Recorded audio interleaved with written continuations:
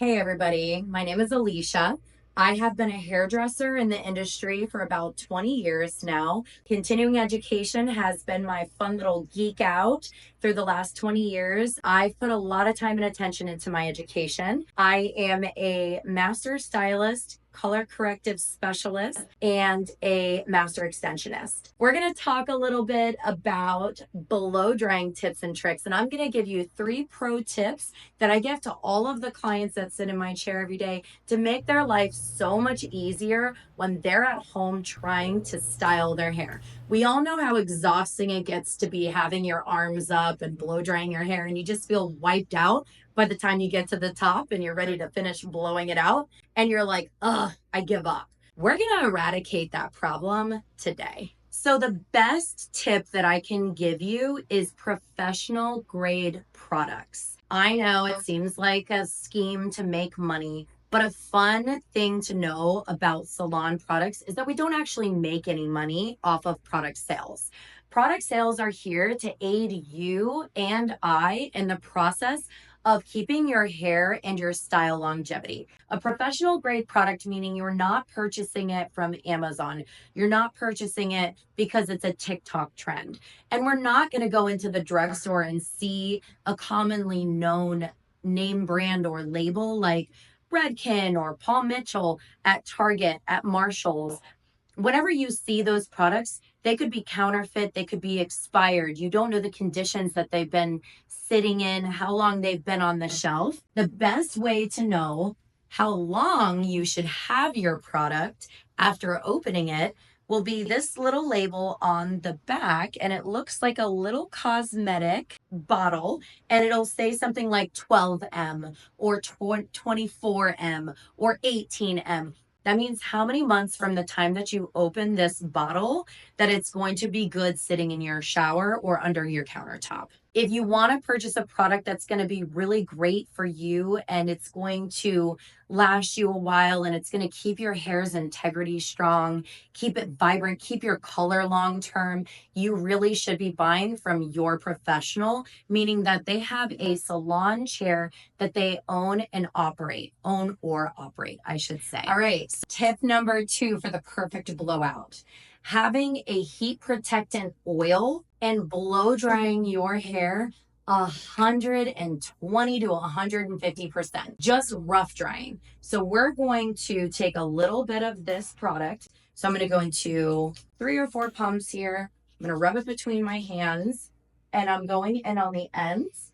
Your ends are the oldest part of your hair. So these bad boys are like, they've been through some stuff with you. They've lived life. They've been shampooed and conditioned with probably the wrong products.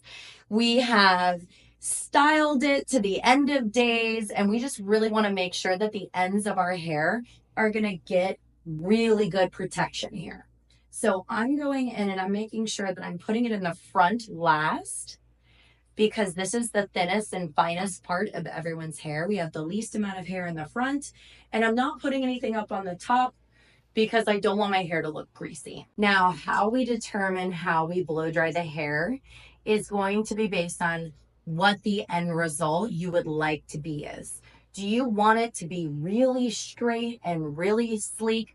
We're just going to blow dry the hair in a downward motion. If you want lots of volume and you want it straight, you're going to put your head upside down and you're going to blow dry the opposite direction of where your hair falls. So if you want volume up here, we're going to blow dry this direction. You want volume here, we're blow drying this direction. The easiest way to do this is to literally flip your head upside down and blow dry it as much as you can until it is 120 to 150% dry.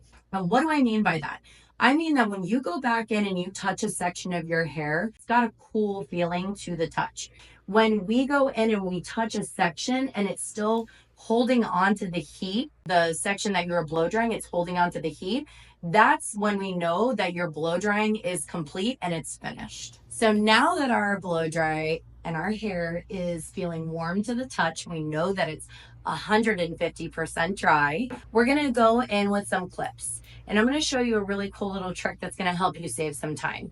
What I have the girls in our blow dry bar do is go in and section the hair Now, if you have bangs, your bangs would be one section.